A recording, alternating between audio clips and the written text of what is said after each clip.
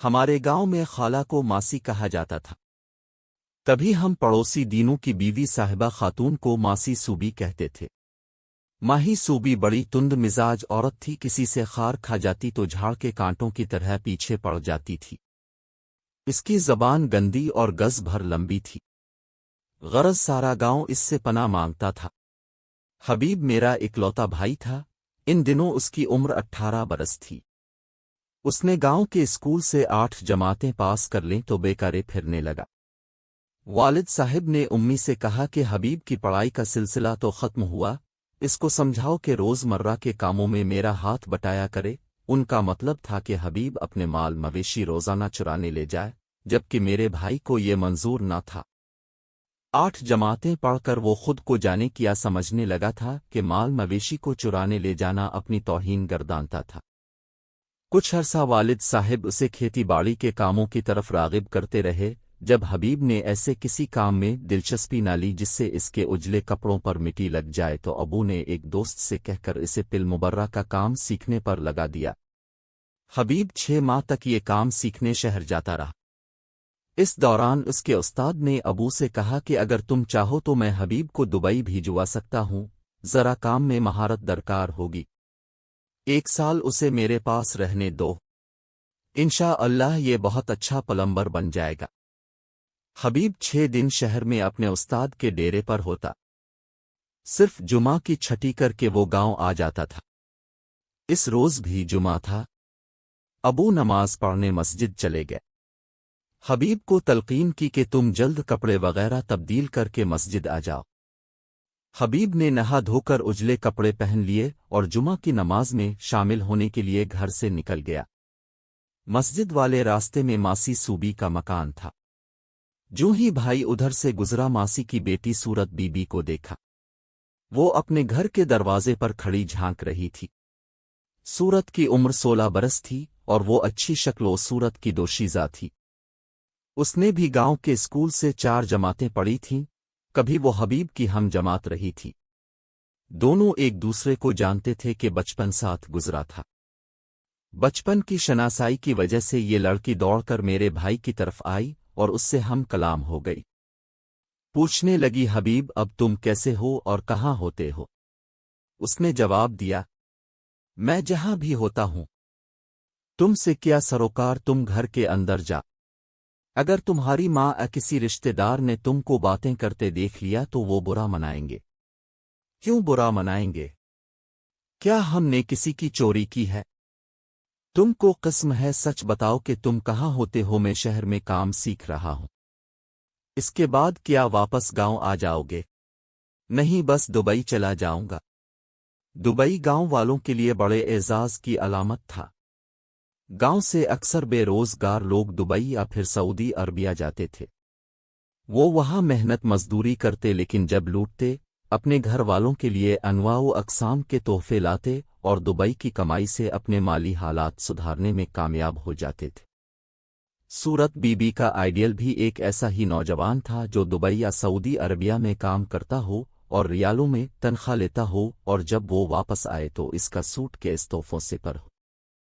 اس نے فوراً حبیب کو اپنا آئیڈیل بنا لیا جو مستقبل میں دبئی کو پرواز کرنے والا تھا۔ اب بہانے بہانے سے یہ لڑکی ہمارے گھر کے چکر لگانے لگی، خاص طور پر جمعہ کے دن جب حبیب شہر سے آیا ہوتا۔ میں صورت بی بی کی بیتابی سمجھ چکی تھی، لیکن اسے بے اثر نہیں کرتی تھی۔ وہ جب آتی میں پیار سے بات کرتی اور اس کی خاطر مدارات بھی شربت اور کبھی میٹھے چاولوں سے کرتی۔ وہ مجھ سے بہت خوش ہو کر ملتی تھی، گرچہ ساری توجہ اس کی حبیب کی طرف رہتی تھی، مگر میرا بھائی لحاظ والا تھا، وہ شریف تب تھا، گاؤں کی لڑکیوں سے دور دور رہتا۔ کوئی خود بات کرتی تو بس سلام دعا کی حد تک کلام کر کے چلا جاتا۔ یہ بات سب کو پتہ تھی کہ حبیب ایسا نہیں ہے، لیکن جب سے صورت ہمارے گھر کے چکر لگانے لگی تھی اس کی ماں کو شک ہو گیا، ضرور اس کی بیٹی کا حبیب سے کچھ معاملہ ہے، کیونکہ ہر جمعہ کو حبیب جب نماز پڑھنے نکلتا تو صورت بی بی اپنے دروازے پر کھڑی ملتی اور اس سے بات کرنے گئی کوشش کرتی۔ وہ اخلاق کے مارے اس کے ایک آدھ سوال کا جواب دے دیتا اور آگے بڑھ جاتا۔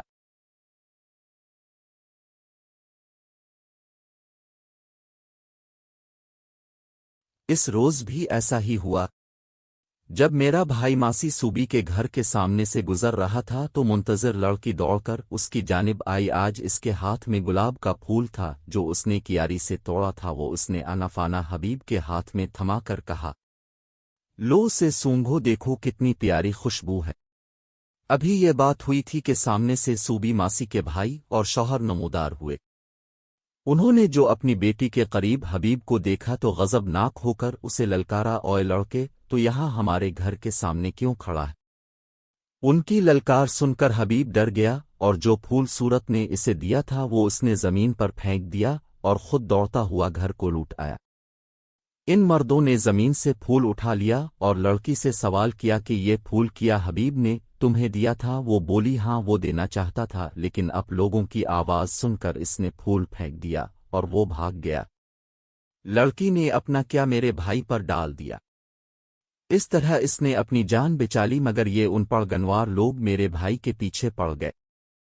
انہوں نے اعلان کر دیا کہ حبیب اگر ان کو نظر آیا تو وہ اس کو گولی مار دیں گے۔ انہوں نے میرے والد صاحب کو بھی بلا کر دھمکیاں دے کہ اپنے بیٹے کی شکل یہاں سے گم کرو، ورنہ تمہاری ہماری دشمنی نسلوں تک چلے گی۔ والد صاحب گھبرا گئے۔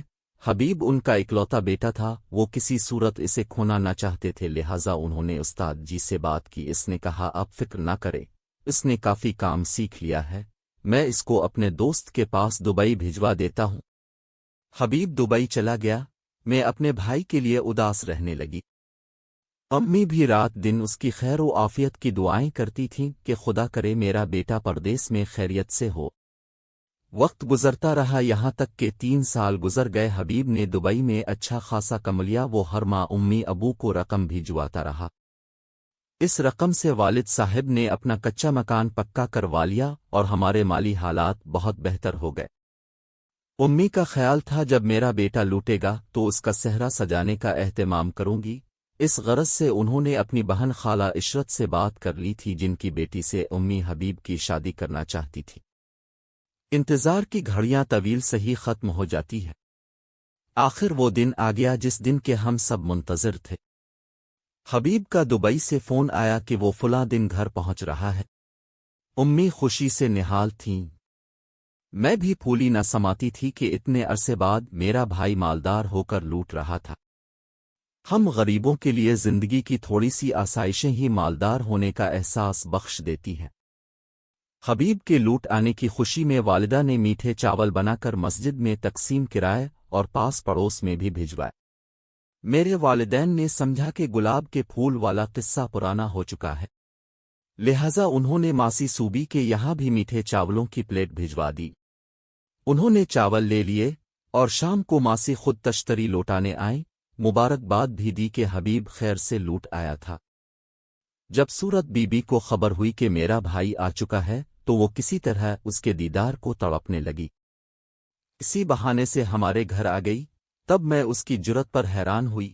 میں نے کہا صورت تم کو نہ آنا چاہیے تھا، کیا تم چاہتی ہو کہ جو دشمنی مردوں میں تمہاری وجہ سے ہوتے ہوتے رہ گئی تھی وہ قصہ دوبارہ جوان ہو جائے؟ خدارا اب تم ہمارے گھر سے دور رہو، کہیں تمہارے کارن خون خرابہ نہ ہو جائے۔ اس نے میری بات کا برا مانا، بولی ٹھیک ہے آج آئی ہوں، دوبارہ نہ آؤں گی، ہاں تمہاری بڑی مہربانی ہوگی۔ میں اپنے اکلوتے بھائی کے پیچھے بندوق اور گولی کا کوئی واقعہ نمودار ہوتے نہیں دیکھنا چاہتی۔ حبیب گھر پر نہیں تھا، وہ منہ بسور کر چلی گئی۔ اس کے ذہن سے میرے بھائی کا خیال چپک گیا تھا، شاید اسے اپنے دل پر قابو نہ تھا۔ وہ پھر سے پہلے کی طرح حبیب کی منتظر رہنے لگی تھی، بار بار اپنے دروازے سے جھانکتی، شاید وہ ادھر سے گزرتے ہوئے نظر آ جائے۔ جب کوئی کسی کی اتنی زیادہ جستجو کرتا ہے تو اس کی تمنا برآتی ہے۔ ایک روز مغرب کے وقت حبیب اپنے کسی دوست سے مل کر گھر آ رہا تھا، جو ہی وہ ماسی صوفی کے گھر کے آگے سے گزرا، اسی وقت صورت چھلاوے کی طرح دروازے سے باہر آ گئی۔ جانے وہ کب سے منتظر کھڑی تھی یا پھر یہ اتفاق تھا۔ بہرحال اس نے حبیب کو دیکھا تو بے اختیار اسے پکار لیا۔ حبیب نہ رکا، لیکن ماسی صوبی نے بیٹی کی آواز سن لی اور وہ گھر سے نکل کر دروازے سے باہر آ گئی۔ हबीब आगे बढ़ गया था लेकिन बेकरार बेटी उसके हाथ आ गई। मासी सूबी ने जूता उतार कर लड़की को मारना शुरू किया, इसे मारती हुई अंदर ले गई। बोली, बदबख्त किस किस की मौत को आवाज देना चाहती है, खुद तो मरेगी ही। इस रोज पानी लगाने की बारी सूरत के बाप और भाई की थी। ये दोनों घर से काफी दूर अपने जमींदार के खेतों को सैराब करने गए हुए थे। उन्होंने 3 रोज बाद घर लूटना था। सूरत के लिए ये बेखूफी और आज़ादी के दिन थे, लेकिन माँ ने इसकी एक न चलने दी और उसको कमरे में बंद कर दिया। बदकिस्मती से जिस कमरे में सूरत बंद थी, इसकी दीवार में एक खिड़की भी थी जो उनके घर के अकबी तरफ खुलती थी। इस तरफ मैदान था जहां गांव के लड़के भी कबड्डी और क्रिकेट खेलते थे।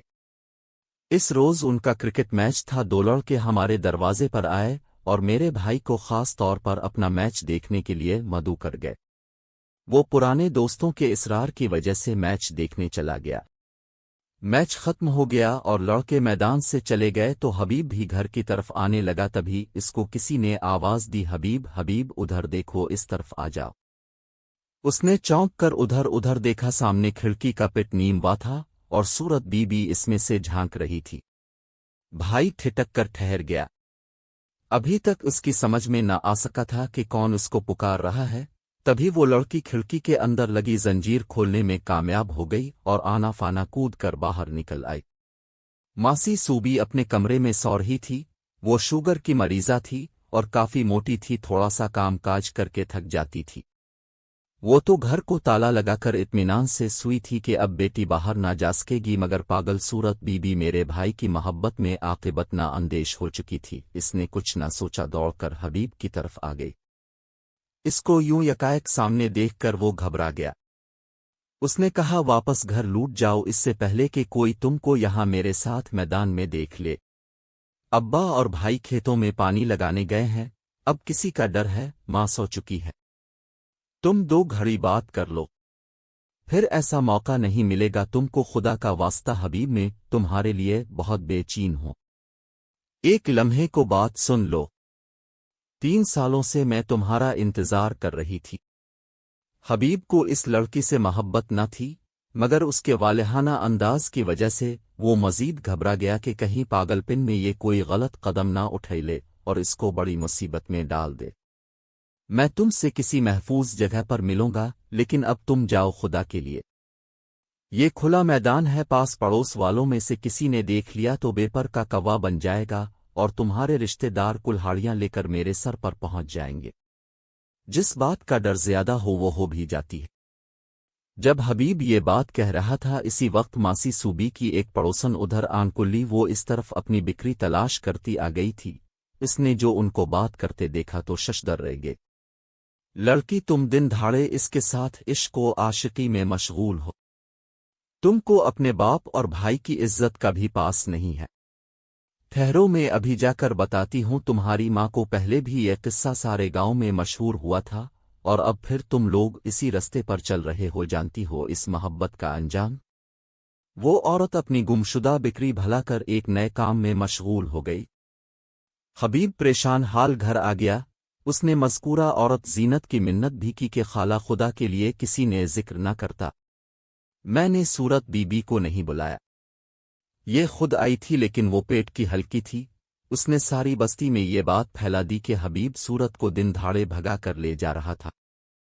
ये तो मैं सर पर पहुंच गई, वरना आज ये दोनों बस्ती से गायब हो चुके थे। मासी सूबी के पांव तले से जमीन निकल गई। वो जानती थी ये खबर उसके शौहर और बेटों को जरूर मिलेगी। इसके बाद का मंजर वो तसव्वुर न कर सकती थी। तभी आने वाली क़यामत से बचने के लिए वो हमारे घर आई और हबीब को एक तरफ कोने में ले जाकर बोली, आज रात इशा के बाद मेरे घर आना, तुमसे एक बात करनी है। हबीब पागल न था कि इस चलित्तरबाज के झांसे में आ जाता। उसने आफियत इसी में जानी कि वो इसी वक्त अपने मामू से मिलने के बहाने साथ वाले गांव चला गया। मासी सूबी ने घर के दरवाजे पर 4 पाई बिछ ली। अब वो इस इंतजार में थी कि कब हबीब उधर से गुजरे और वो उसके लत्ते ले। एक दिन मामू के घर रहकर वो रात को देर से घर लूट रहा था कि कुत्तों ने भौंकना शुरू कर दिया। وہ ان سے بچنے کو تیز تیز چلا تو وہ بھی اس کے پیچھے لب کے تبھی بوکھلا کر وہ راستے کے بیچ پڑی ماسی سوبی کی چارپائی سے ٹکرا گیا۔ ماسی شاید اس وقت غنودگی کے عالم میں تھی، اچانک چارپائی کو دھکا لگا تو بوکھلا کر چیخ ماری اور حبیب کا گریبان پکڑ لیا۔ وہ بیچارہ خود کو چھڑاتے ہوئے چارپائی پر جا گرا۔ ماسی سوبی نے ایسا ہنگامہ کیا کہ ساتھ والے گھروں سے مرد نکل آئے، سبھی نے ایک زبان ہو کر پوچھا، کیا ہوا بھائی، کیا ہو گیا؟ ماسی نے فریاد کی کہ اس نابکار حبیب کو حوالہ پولیس کرو، شاید کہ اس نے میری بیٹی سے چوری چھپے ملاقات کا پروگرام بنایا ہوگا، تبھی یہ میری چارپائی سے ٹکرا گیا اور مجھے پر گر گیا۔ حبیب نے لاکھ کہا کہ اس کو کتوں نے بوکھلا دیا تھا، اندھیرے میں چارپائی دکھائی نہ دی، تبھی ٹکرا گیا تھا۔ کتوں کے بھونکنے کی آواز تو پڑوسیوں نے بھی سن لی تھی، تبھی ان میں سے ایک نے کہا، صاحبہ خاتون، حبیب سے تو ہم نمٹ لیتے ہیں، تم یہ بتاؤ کہ رات کے وقت تم نے کیوں دروازے سے باہر چارپائی بچھا رکھی تھی؟ گھر سے باہر نکل کر سونے کا کیا مطلب تھا؟ میں اپنے گھر کی حفاظت اور نگرانی کر رہی تھی، شوہر اور بیٹے گھر پر نہ ہوں اور حالات مشکوک ہو جائیں تو کیا کرنا چاہیے؟ اب خود سوچیں، گھر میں اکیلی جوان بیٹی ہے اور حبیب نے جیسے میرا گھر تاک رکھا تھا۔ ایک پڑوسی سیانہ تھا، اس نے عورت کو سمجھایا کہ تم غلط طریقے پر چل رہی ہو، یہ گزرگاہ ہے، ادھر کسی عورت کا چارپائی ڈال کر سونا بری بات ہے، بے شک دروازہ اپنا ہی کیوں نہ ہو، لیکن ہم کو اعتراض ہے، تم آئندہ یہاں مت سونا۔ بات بڑھانے کی بجائے ان لوگوں نے حبیب کو کہا کہ تم آئندہ عشاء کے بعد ادھر سے مت گزارنا، ورنہ ہم تم کو مجرم سمجھ لیں گے، اور پھر جانتے ہو اس لاپرواہی کا انجام۔ میرا بھائی بیچارہ جان بچا کر بھاگا کہ وہ سخت مشکل میں گھر گیا تھا، بنا کسی قصور کے ایک بڑی سزا اس کے لیے تیار تھی۔ لوگ انجام سے بے پرواہ، بس چسکے میں اکثر ایسی الٹی سیدھی باتیں کر جاتے ہیں جو کسی شخص کو موت کی وادی کی طرف بھی لے جاتی ہیں۔ کچھ ایسا ہی معاملہ ہونے والا تھا کہ جب ماسی سوبی کے بیٹے اور شوہر گھر لوٹے، اسی طرح کچھ بدخواہوں نے بے پر کی بھی اڑا دی۔ معاملہ ان کی سمجھ میں نہ آ رہا تھا۔ پڑوسی فساد کے خوف سے چپ تھے، کیونکہ انہوں نے حبیب کو کسی لڑکی سے بات کرتے نہ دیکھا۔ البتہ ماسی سوبی اور چارپائی والا معاملہ تشت ازبام ہو گیا۔ ماسی کے شوہر نے باز پرس کی تو اس نے صحیح بات بتا دی کہ گھر کی حفاظت کے خیال سے چارپائی باہر بچھائی تھی۔ حبیب کو رات کے اندھیرے میں دکھائی نہ دی، وہ ٹھوکر کھا کر اوندھے منہ چارپائی پر گر گیا تو میں نے ڈر کر شور مچا دیا۔ شوہر نے آنکھیں نکال کر کہا، حبیب اتنی رات گئے ادھر کیوں آیا تھا؟ وہ گھر سے ادھر نہیں آیا تھا، بلکہ ماموں کے گاؤں سے گھر جا رہا تھا کہ کھیتوں کے کتوں نے اس کو ہراساں کیا، بھاگتے ہوئے ٹھوکر لگ گئی۔ بیوی کے بیان کا یقین کرتے ہوئے اس کا خاوند تو چپ ہو گیا، مگر گاؤں میں چارپائی سے ٹھوکر ایک کہانی بن گئی۔ کچھ بدزبانوں نے یہاں تک کہہ دیا کہ حبیب ماسی سوبی کی عزت خراب کرنے اس کی چارپائی پر جان بوجھ کر گرا تھا، کسی کے منہ پر کون ہاتھ رکھ سکتا ہے؟ حالانکہ یہ تو سوچا بھی نہیں جا سکتا تھا کہ حبیب اپنی ماں جیسی عمر والی عورت کے ساتھ بدنیتی کا ناٹک کرے گا۔ ان حالات کی وجہ سے ابا مجبور ہو گئے کہ وہ اپنے اس گاؤں کو خیر باد کہہ دیں جہاں ان کے آبا و اجداد کی قبریں تھیں۔ میرے والد یہاں پیدا ہوئے پلے بڑے اولاد والے ہو گئے تھے، ہم لوگوں نے بھی اسی جگہ جنم لیا تھا۔ ہم کو اپنے گاؤں سے بہت محبت تھی، لیکن مجبوری تھی، گاؤں نہ چھوڑتے تو کل جانے کیا ہو جاتا، کیونکہ گاؤں میں اگر ایک بار کسی کی عزت خراب ہو جائے تو پھر لوگ اس کو مشکوک جان لیتے ہیں اور اس پر اعتبار نہیں کرتے۔ ہمارا گھر بار چھوٹا، کھیت کھلیان اونے پونے ابا نے بیچ دیے، پھر ہم وہاں سے کوچ کر کے ماموں والے گاؤں میں جا کر آباد ہو گئے۔ جس روز ہم جا رہے تھے، صورت بی بی اپنے دروازے میں کھڑی جھانک رہی تھی، وہ بڑی حسرت اور دکھ سے ہمیں جاتے دیکھ رہی تھی۔ اس وقت بھائی کے چہرے پر بھی افسردگی تھی۔ کاش صورت بی بی کو عقل ہوتی تو ہم کو اپنا گاؤں نہ چھوڑنا پڑتا۔ دل کی لگی ہے ہی ایسی چیز کہ اس میں عقل جاتی رہتی ہے۔ آج بھی اپنے گاؤں کے درختوں کی ٹھنڈی چھاؤں اور اپنا گھر بار یاد آتا ہے تو دل کو ٹھیس سی لگتی ہے۔ ایک ہم جولی سے سنا تھا کہ صورت بی بی کی شادی ہو گئی ہے، لیکن وہ ابھی تک میرے بھائی کو یاد کر کے اداس ہو جاتی ہے۔